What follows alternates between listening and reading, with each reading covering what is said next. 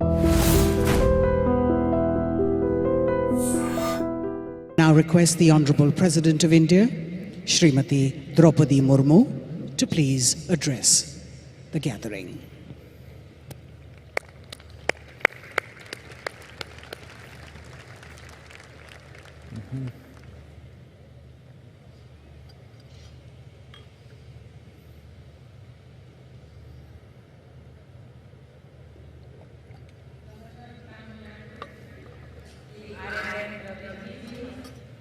Founder Isa Yoga Center, Sadhguru Yagi Vasudevji, Minister for IT from the State Government, Sri T.M. Tangarajji, distinguished guests, ladies and gentlemen. Om Namo Shivaya. Om Namo Shivaya. Om Namo Shivaya. I bow to all that is Shiva, which means Shubha, all that is auspicious, gracious, benevolent in this universe. I feel especially blessed today. Earlier in the day, I had the good fortune of having darshan of Meenakshi Amma. I prayed before the Mother Goddess for the well-being of all. I feel blessed to be here on the holy occasion of Mahasivaratri in the presence of Adi Yogi.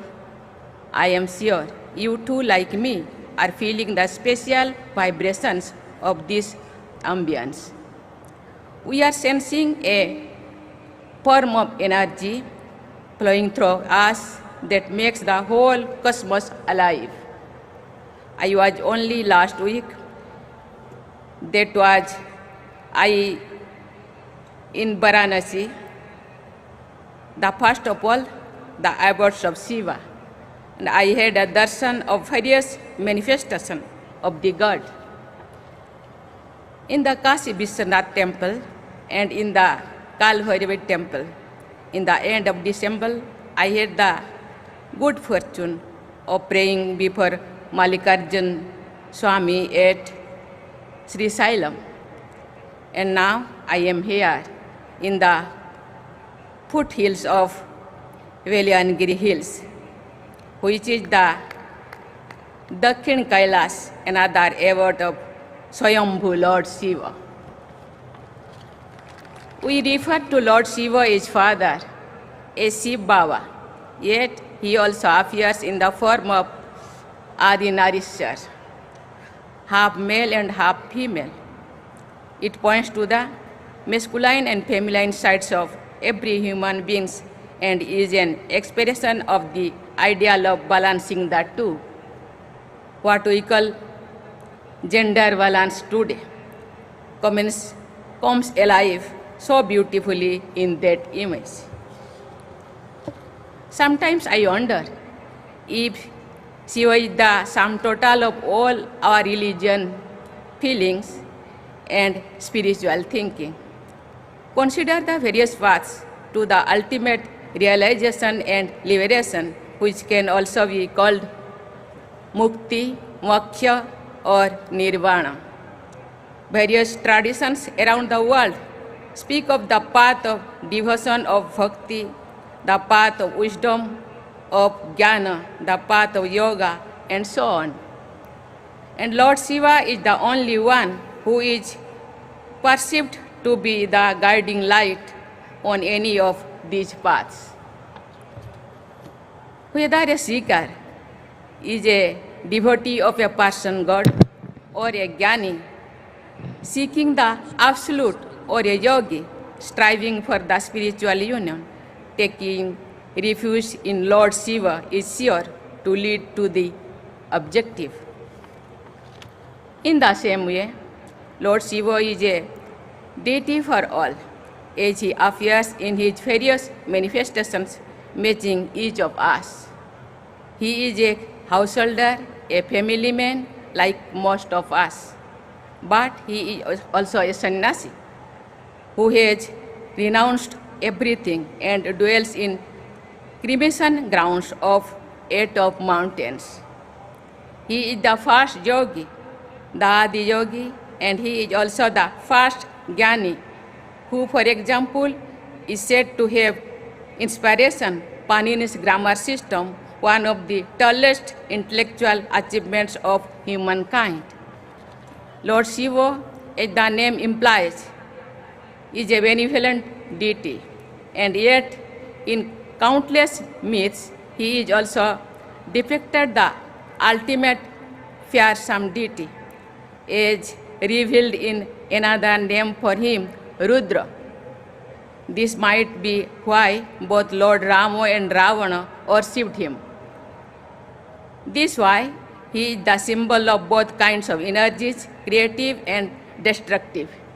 He indeed transcends such fears of opposites because his destructive drives is also creative.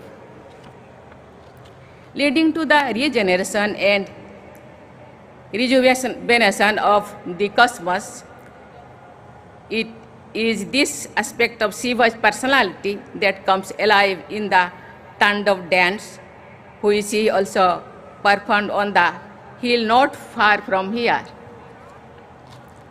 What can we mortal do before a god like this but to be in awe and bow down in worship? That is what I meant when I began this address with the mantra Om Namah Shivaya. Adi Shankaracharya wanted us to know and realize the eternal Shiva within all of us. He says in his melodious Nirmala Shastakam, No me mutta sanka, no me jatir bhedo, pita neva, meneva mata no janma, no bandhur, no mitram, guru neva, sishya, chidananda rupam, shivaham, shivaham. It means I have no fear of death, no caste or creed. I have no father, no mother, for I was never born. I am not a relatives, nor a friend, nor a teacher, or a student. I am the form of consciousness and bliss. I am the eternal Shiva. To the non-believers, all of this may sound like a matter of belief and myth. However, it is astounding that modern science has also begun to unravel some of the secrets of Shiva. In the early 20th century, as physics broke new ground and scientists made images of the movement of subatomic particles, they found tracking lines very similar to the movement of a dancing Shiva, a Nataraj as depicted in traditional sculptures. What I am stating is, of course, a well-known theory. It shows that the ancient seers, in their deep meditation, perceived the true reality of the universe and expressed it their own language and symbols.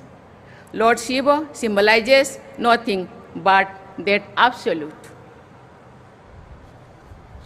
That is why many learned non-believers too remain astonished by Lord Shiva. Ram Manohar Lohia, a staunch socialist, was an agnostic too, but he understood that supreme phenomenon called Lord Shiva very well.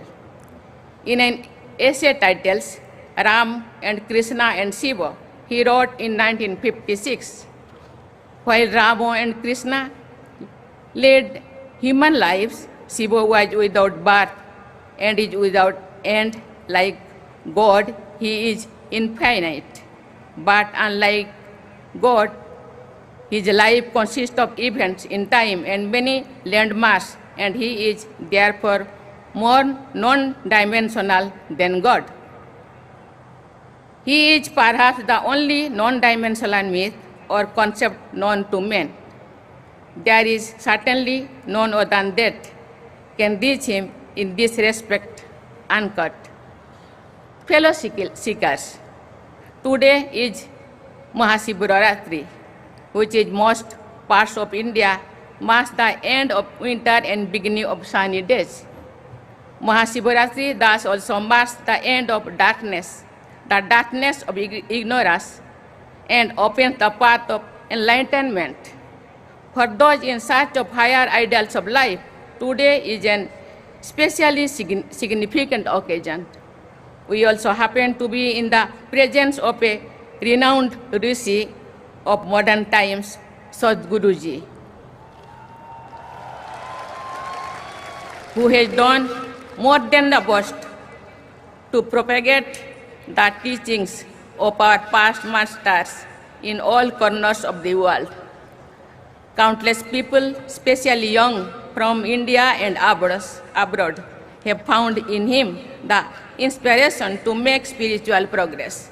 Moreover, Sadhguru has been teaching us about our social responsibility too, through his words as well as action.